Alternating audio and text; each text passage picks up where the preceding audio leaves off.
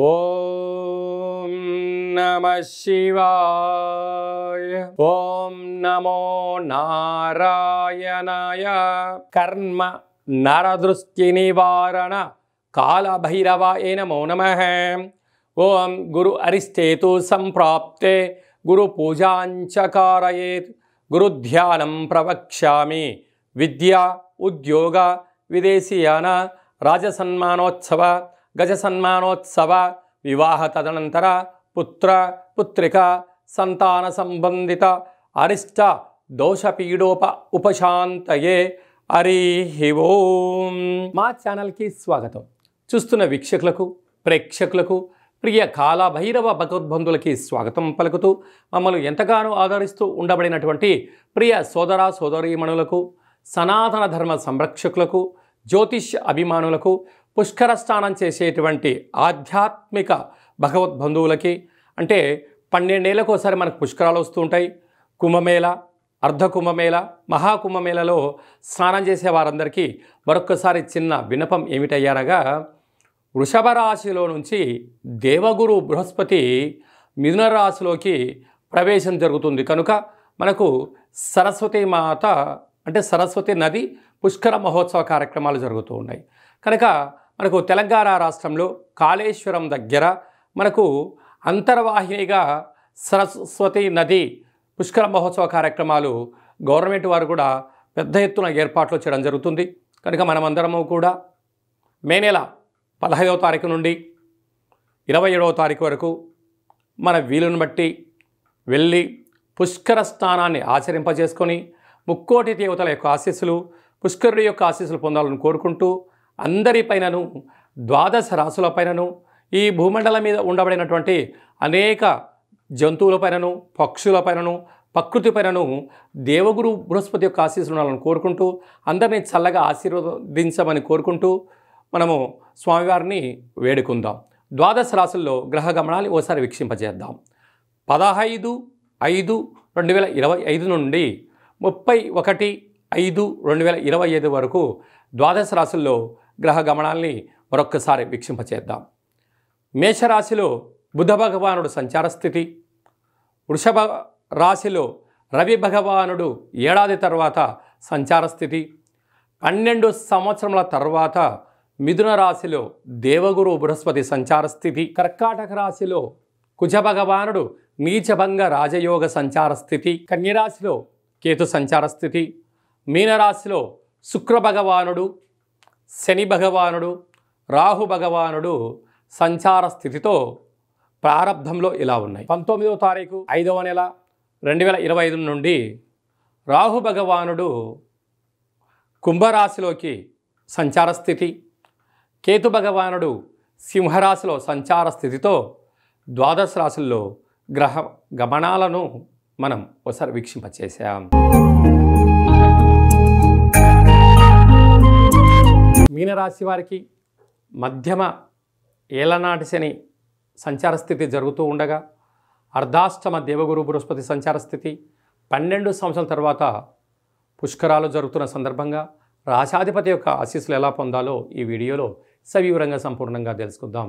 రాశిలో ఏ ఏ నక్షత్రాలు వస్తాయనగా, పూర్వాభాద్ర నక్షత్రంలోని చివరి పదం 4వ పాదము, ఉత్తరాభాద్ర నక్షత్రంలో 4 పాదాలు, రేవతి నక్షత్రంలోని 4 పాదాలు కలిపితే మీనరాశి. రాశాధిపతి దేవగురు బృహస్పతి, రాశిలోనే త్రిగ్రహ సంచార స్థితి, శుక్ర భగవానుడు శని భగవానుడు రాహు భగవానుడు. చిన్న చిన్న విషయాలకు ఆందోళన తగదు.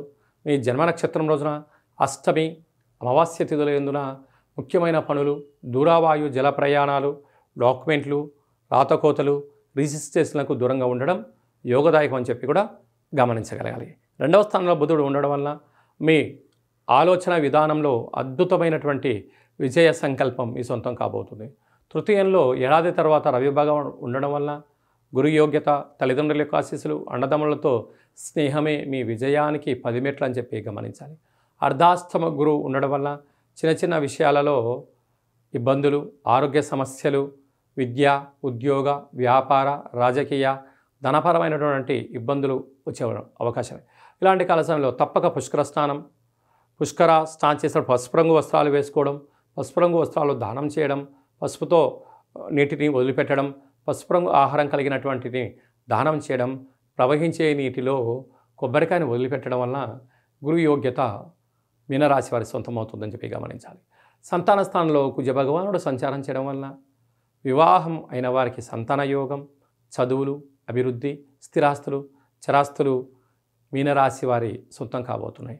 కనుక ఇలాంటి కాల సమయంలో వీలైనంత వరకు శ్రీ మేధా దక్షిణామూర్తి స్వామి యొక్క స్మరణ, ప్రతిరోజు శివాలయ దర్శనం, భగవంతుడికి శనగపప్పుతో కూడుకున్న ధాన్యంతో అభిషేకం చేయడం, గోమాతకు శనగపప్పుతో కూడుకున్న ఆహారాన్ని ఏర్పాటు చేయడం, ప్రతి శనివారం పసుపు రంగు కలిగినటువంటి వస్త్రాన్ని ధరింపచేయడం, అలాగనే లడ్డూలను కానీ మైసూరుపాకులు కానీ పసుపు రంగు కలిగినటువంటి తీపి పదార్థాలను దానం చేయడం వలన మధురపాకం వలన మీ జీవితము మధురానుభూతి చెంది ధన కనక వస్తు వాహనాలతో తిరుగులేనటువంటి జీవితాన్ని మీనరాశి వారు చెందబోతున్నారు.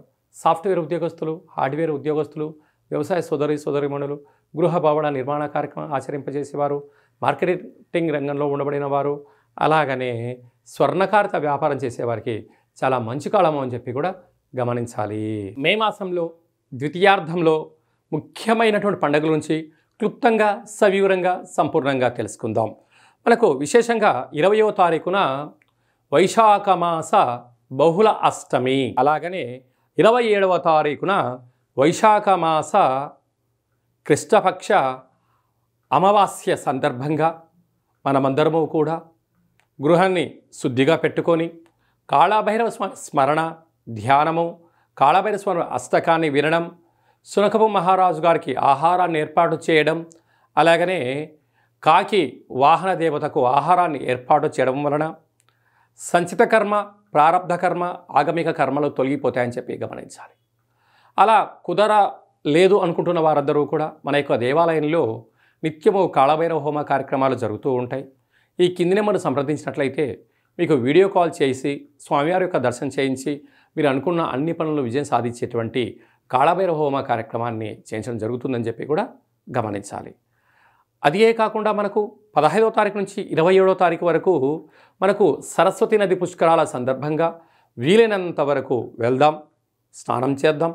గతించినటువంటి పెద్దవారికి అక్కడ హిరణ్య శ్రాద్ధము, సువర్ణ శ్రాద్ధము, అలాగా అనేక కార్యక్రమాలు, దశదానాలు చేయడం వలన వారి యొక్క ఆశీస్సులు మన కుటుంబాలకు శ్రీరామ రక్ష అని చెప్పి గమనించగలగాలి. అలా వెళ్ళలేనటువంటి వారందరికీ కూడా మనము ఆదివారము మాస శివరాత్రి ఆదివారం సందర్భంగా అక్కడ కాళేశ్వరం దగ్గర ఇలాంటి కార్యక్రమాలు ఏర్పాటు చేయడం జరిగింది. వెళ్ళలేనటువంటి వారందరూ కూడా మీ పేర్లు, గోత్రనామములు, గతించిన వారి పేర్లను వాట్సాప్లో మీరు పంపించగలిగినట్లయితే మీకు వీడియో కాల్ చేయించి చూపించి దండం పెట్టించి మీకు ఆ పుష్కర జలాన్ని ప్రసాదంగా అందజేయడం జరుగుతుంది. అలాగా పుష్కర స్నానం చేయడం వలన దేవతల యొక్క ఆశీస్సులు, గతించిన వారికి ఆ శ్రాద్ధకర్మలు అంటే పిండ ప్రధాన కార్యక్రమాలు చేయించడం వలన వంశాభివృద్ధి కలుగుతుంది. అలాగనే స్మరణ, ధ్యానము, స్నానము వలన మనస్సు ప్రశాంతత కలిగి దేవగురు యొక్క ఆశీస్సుల వలన అఖండమైన విద్య, ఉద్యోగ, విదేశీయాన, రాజసన్మాన, రాజకీయ, పుత్రిక సంతాన దోషాలు, పిల్లల యొక్క చదువులు, పిల్లల యొక్క అభివృద్ధి, తల్లిదండ్రుల నుంచి మనకు వచ్చేటువంటి స్థిరచరాస్తులలో ఉండబడిన ఆటంకాలను కూడా తొలగిపోతాయని చెప్పి గమనించాలి. కనుక మనం అందరము కూడా పుష్కర స్నానాన్ని చేద్దాం, ఆచరిద్దాం. సనాతన ధర్మంలో ఉండబడినటువంటి ఆధ్యాత్మిక శక్తిని సంపాదిద్దాం, అఖండ ఆయురారోగ్య శక్తిని పొందాలని కోరుకుందాం. అలాగనే ఇంకనూ మనం విజయం సాధించగలగాలి అన్నట్లయితే యొక్క పాత్ర కంచు పాత్ర అంటారు. అందుకే కంచు మోగినట్టు కనకంబు మోగదు గదరా సుమతి అని చెప్తారు. అలాగే యొక్క కాళభైరవ స్వామి వారి యొక్క అక్షయ పాత్రను గృహంలో ఉంచుకొని ప్రతిరోజు ఉదయం, కుదరలేదు సాయంత్రం పూట ఇలా శబ్దం చేయడం వలన ఓంకార శబ్దం రావడం జరుగుతుంది.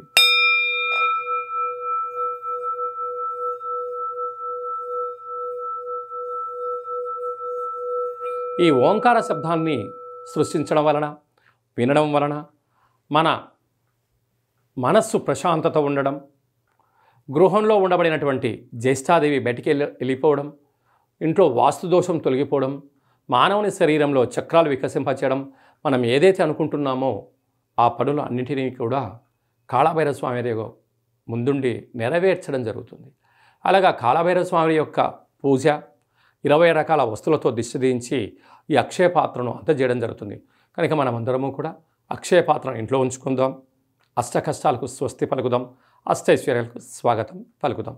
అలాగే మీ వ్యక్తిగత జాతకం తెలుసుకోవాలనుకుంటున్నారా? మీరు పుట్టినటువంటి తేదీ, నెల, సంవత్సరం, సమయం, మీ పేరు రాసి ఆన్లైన్ ద్వారా కానీ ఆఫ్లైన్ ద్వారా కానీ మీరు పంపించగలిగినట్లయితే 100 సంవత్సరాల జాతకాన్ని వ్రాసి పంపించి మీరు పుట్టినప్పుడు గ్రహ గమనాలు ఎలా ఉన్నాయి, ప్రస్తుతం ఎలా ఉంటున్నాయి, రాబోయే కాలంలో ఎలా ఉండబోతున్నాయో సవివరంగా సంపూర్ణంగా తెలియజేయడం కూడా జరుగుతుంది. చాలామందికి డేటా ఆఫ్ బర్త్లో లేనటువంటి వారికి మీ పేరు యొక్క మొదటి అక్షరాన్ని అనుసరిస్తూ రాశిని తెలియచేస్తూ స్థితిగతులను తెలియచేస్తూ రమణ శాస్త్రం ద్వారా అనగా గవ్వళ ద్వారా కాళభైరవ ఉపాసన చేత భూత భవిష్యత్ వర్తమానాన్ని తెలియజేయడం జరుగుతుంది. కనుక జాతకాన్ని తెలుసుకుందాం, జీవితంలో రాబోయేటువంటి అడ్డంకులను తొలగించుకుందాం, ఐశ్వర్యాన్ని ఆనందాన్ని పొందుదాం, అద్భుతమైన యోగాలను మనం సొంతం చేసుకుందాం, మన గ్రామ రాష్ట్ర దేశ ప్రపంచ స్థాయి వరకు అందరం ఎదగాలని కోరుకుందాం.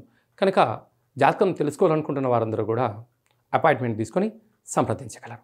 అలాగా వివాహం కాని వారికి ఎందుకు వివాహం అవ్వడం లేదు, జాతకాలు ఎలాంటి దోషాలు ఉన్నాయి, ఎలాంటి అబ్బాయి ఎలాంటి అమ్మాయిని వివాహం చేసుకోవచ్చు, ఎలాంటి అమ్మాయి ఎలాంటి అబ్బాయిని వివాహం చేసుకోవచ్చో తెలియచేయడం జరుగుతుంది.